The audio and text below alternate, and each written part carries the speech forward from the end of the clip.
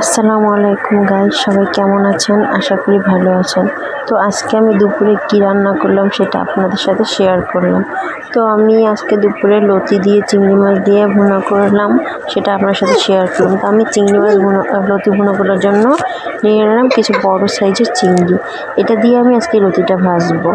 তো আজকে লতিটা ভাজবো, ভেজে আপনাদের সাথে দেখাবো যে আমার লতিটা কত সুন্দর হয়েছে। তো আমার রান্নাটা যদি আপনাদের ভালো লাগে প্লিজ লাইক কমেন্ট করবেন, সাবস্ক্রাইব করে আমার পাশে থাকবেন। সবাইকে আল্লাহ হাফেজ, আসসালামু আলাইকুম। সবাই ভালো থাকবেন।